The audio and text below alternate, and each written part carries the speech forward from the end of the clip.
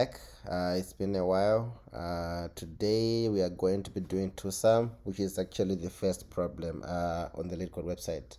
So it says, given an array of integers, nums, and an integer target, return indices of the two numbers such that they add up to target.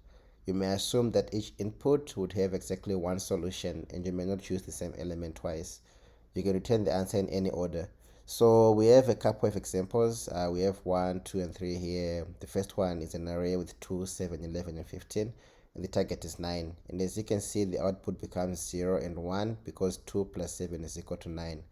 I don't think there's any other combination in this array that would actually give you the answer of 9.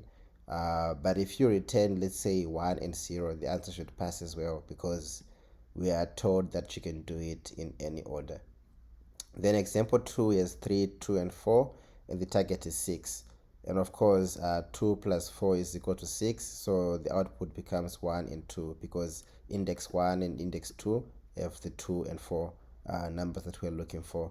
So you're given some constraints here, which are actually very important if you're going to be putting your base cases. For example, normally when you write these solutions, you'd want to check, like, if the actual nums array is empty or has, like, let's say more than 2 numbers for you to actually get 2 indices. But you're told here that like 2 is less than or equal to the nums.length and is less than 10 to the power 4, which means that like you don't have to check for that. And then you're also given the actual numbers themselves, how big they're going to be, and this will be important. Let's say if you're actually calculating the sum, in that case you'd want to make sure that the variable type that you choose to store that sum is capable of storing the sum that you might get. For example, if you say 10 to the power of 9 plus 10 to the power of 9, so yeah. And then only one valid answer exists for this, so once you find it, you just have to return it.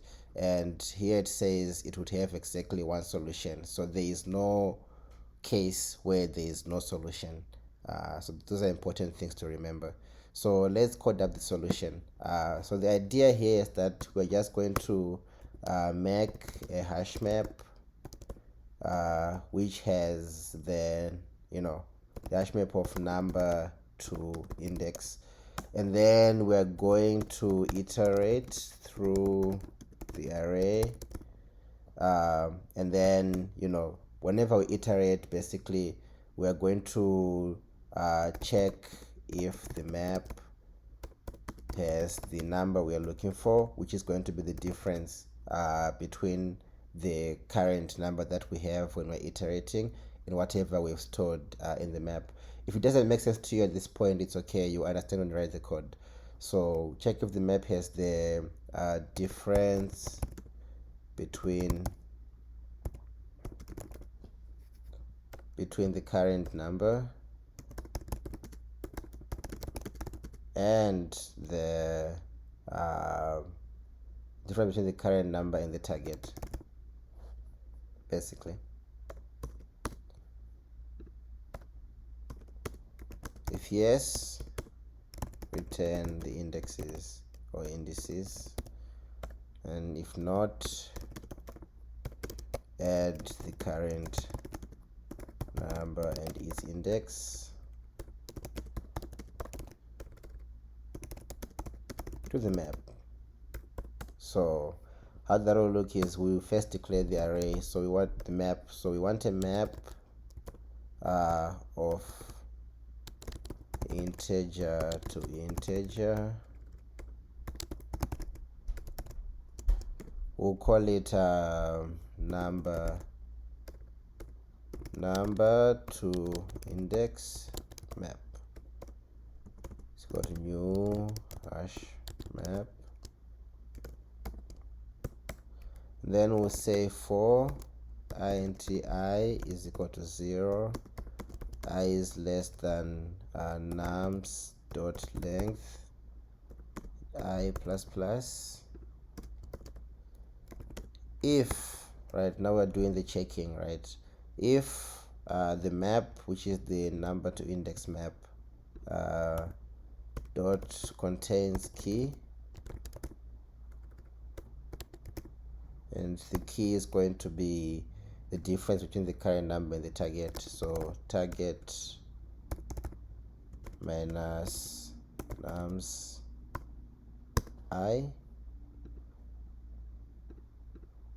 Then we want to return a new int array with the map dot get target minus nums I,